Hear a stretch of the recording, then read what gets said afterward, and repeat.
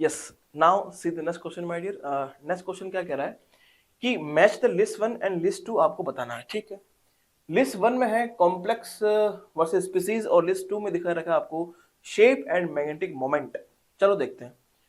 First of all हम एक एक को चेक करेंगे। सबसे पहला है NiCO4। अगेन कोऑर्डिनेशन कंपाउंड वाला क्वेश्चन है, हर बार रिपीट होते हैं सब क्वेश्चन इस टाइप के। ये Ni, ये CO4। तो यहां पर अगर हम बात करें तो निकल के ऊपर कोई भी यहाँ पे चार्ज नहीं है। अगर निकल के ऊपर कोई भी चार्ज नहीं है तो क्या होगा भाई, ये होगा 3D10 कॉन्फ़िगरेशन में। हाँ, 3D10 कॉन्फ़िगरेशन में होगा। अगर 3D10 में अगर हुआ तो क्या यहां पे कोई अनपेयर दिखाई देंगे कि इलेक्ट्रॉन? नहीं सर, कोई दिखाई नहीं देंगे। ये 10 हो गया तो इसका वाइब्रेशन क्या होगा, sp3d2 होगा। सॉरी आई एम सॉरी, 4 ही बढ़ना है ना, तो sp3 होगा। और sp3 अगर होगा तो हम कह सकते हैं क्या, टेट्राहेड्रल शेप होगा। और यहाँ पे जो स्पिन ऑनली मैग्नेटिक मोमेंट का वैल्यू है वो 0 होगा। क्यों? क्योंकि यहाँ पे 0 अनपेयर इलेक्ट्रॉन प्रेजेंट है। तो देखो भाई, ए का क्या आ रहा है, sp3 टेट्राहेड्रल और 0, तो ए का तो आ गया आपके पास 3।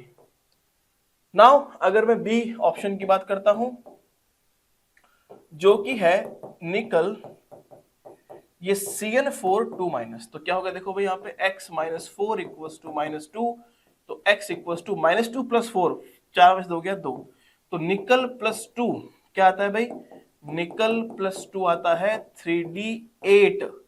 चलो लिखते हैं 3D8 को, 1 2 3 4, देखो 1 2 3 4 5 6 7 8। और यहां पे अगर आप देखें तो स्ट्रॉन्ग फील्ड लिगेंड मौजूद है। और स्ट्रॉन्ग फील्ड लिगेंड मतलब यहाँ पे पेयरिंग हो सकती है, जितनी रिक्वायर्ड है पेयरिंग कराओ, कोई दिक्कत नहीं है। जैसे ही पेयरिंग हो जाएगा 3 4 1 2 3 4 5 6 7 8, नाउ भाई इसका एब्रेशन क्या हो जाएगा, DsP2 हो जाएगा। DsP2 मतलब स्क्वायर प्लेनर हो जाएगा। और यहाँ पे भी स्क्वायर प्लेनर, और यहाँ पे भी कोई भी अनपेयर इलेक्ट्रॉन नहीं है। तो यहाँ पे भी जो आपका spin on a magnetic moment का वैल्यू कितना होगा, 0 होगा।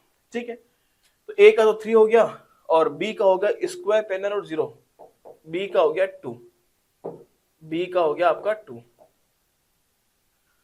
तो ए का 3 और बी का 2 किसमें भाई, ए का 3 और बी का 2 तो ओनली एक ही ऑप्शन में दिखाई दे रहा है मुझे। कोई बात नहीं, सारे चेक कर लेते हैं।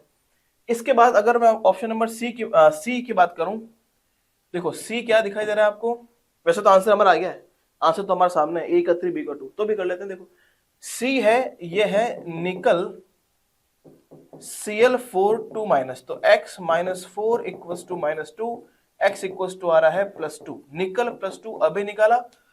3D8 कॉन्फ़िगरेशन,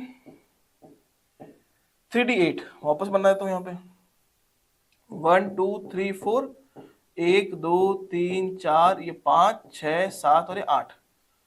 अब देखो यहाँ पे वीक फील्ड लिगेंड है, और अगर वीक फील्ड लिगेंड है तो पेयरिंग नहीं हो पाएगी। पेयरिंग नहीं हो पाएगी तो हाइब्रिडेशन क्या होगा, हाइब्रिडेशन होगा sp3, मतलब ये होगा टेट्राहेड्रल। लेकिन यहां पे अगर देखें तो अनपेयर इलेक्ट्रॉन की वैल्यू 2 है।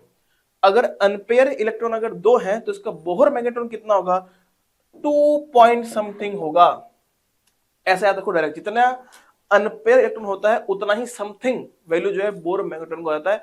अगर यहाँ पे 2 अनपेयर है तो यहाँ पे कितना वैल्यू होगा बोर मैग्नेट्रॉन का, है ना, स्पिन ऑन मैग्नेटिक मोमेंट का 2 पॉइंट समथिंग। निकाल भी सकते हैं √n+2 करके, तो 2 पॉइंट समथिंग आएगा। क्यों निकालें, आएगा 2.8 करीब। तो ये हो गया टेट्राहेड्रल, सी का हो गया 1। नाउ डी है Mn Br4 2-, तो कितना हो गया, x -4 equals to -2, x equals to हो गया +2। मतलब 3D5 configuration, Mn +2 3D5 configuration. ठीक है, मतलब 1 2 3 4, 1 2 3 4 और ये 5। वीक फील्ड लिगेंड कोई भी पेयरिंग नहीं होगी, तो अगेन sp3 होगा, sp3 होगा, sp3 मतलब टेट्राहेड्रल। और what will be the unpair electron? Unpair electron आ रहा है आपके पास 5, तो स्पिन ऑनली मैग्नेटिक मोमेंट की वैल्यू कितनी होगी? 5 पॉइंट समथिंग होगी सर। तो बस यही बचा आपका, डी का हो गया 4। तो 3 2 1 4 कहाँ है भाई? 3 2 1 4, option number 3 is absolutely correct for this particular question.